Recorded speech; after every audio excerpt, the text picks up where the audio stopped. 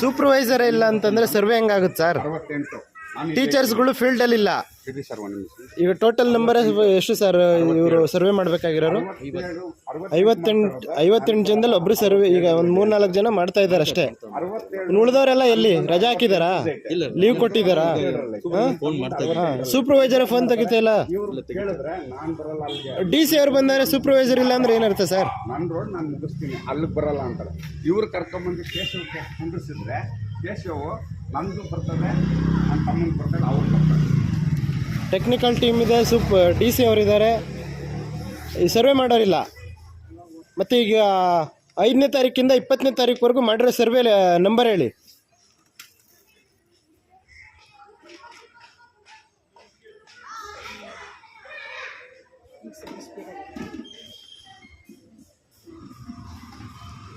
ಇವ್ರದ್ದು 17 ದಿನ ಆಯಿತು ಮೇಡಮ್.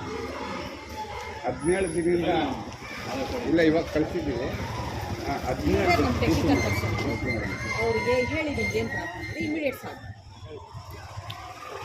ನೋಡಿ ಬಂಧುಗಳೇ, ಇದು ಯಗ್ನಹಳ್ಳಿ ಹಳೆ ಊರು. ಇಲ್ಲಿ ಅತಿ ಹೆಚ್ಚು ದಲಿತ ಕುಟುಂಬಗಳು ವಾಸ ಮಾಡುವಂಥ ಪ್ರದೇಶ. DC ಅವರು ಇನ್ಸ್ಪೆಕ್ಷನ್ಗೆ ಬಂದಿದ್ದರೂ ಕೂಡ ಸರ್ವೆ ಮಾಡುವಂಥ ಸಮೀಕ್ಷೆದಾರರೇ ಬಂದಿಲ್ಲ.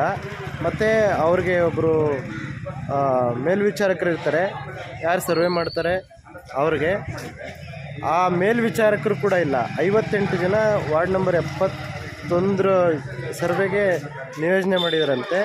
ಟೀಚರ್ಸ್ಗಳು ಫೀಲ್ಡ್ಗೆ ಬಂದಿಲ್ಲ. ಆಮೇಲೆ ಮಾನ್ಯ DC ಅವರೇ ಫೋನ್ ಮಾಡಿ ಕೇಳಿದ್ರೆ ನಾವು ಬಂದಿಲ್ಲ, ನಾವು ನಮ್ಮ ಕಡೆ ಎಲ್ಲ ಮಾಡಿ ಮುಗಿಸಿದ್ದೀವಿ ಅಂತ ಸುಳ್ಳುಗಳು ಹೇಳ್ತಾ ಇದ್ದಾರೆ. ಆದರೆ ನೋಡಿ, ಸರ್ವೆ ಪ್ರಾಪರಾಗಿ ಆಗ್ತಾ ಇಲ್ಲ ಅನ್ನೋದಕ್ಕೆ ನೋಡಿ ಇವೆಲ್ಲ ಭಾಳ ಮುಖ್ಯವಾದಂಥ ದಾಖಲೆಗಳು.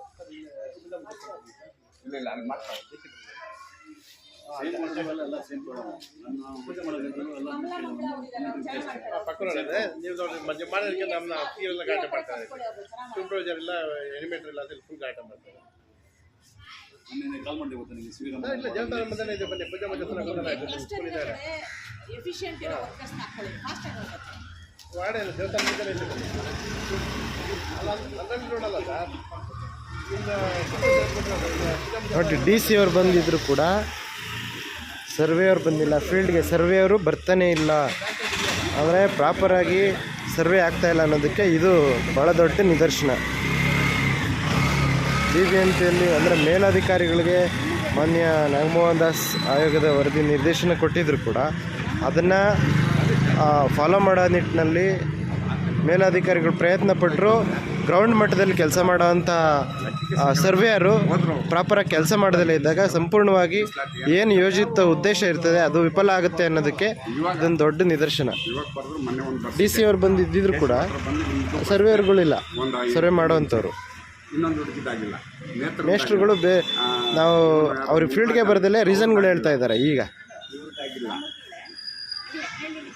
ಮತ್ತು ಅವರು ಯಾವುದೇ ರಜದ ಮೇಲೆ ಹೋಗಿಲ್ಲ. ಮತ್ತು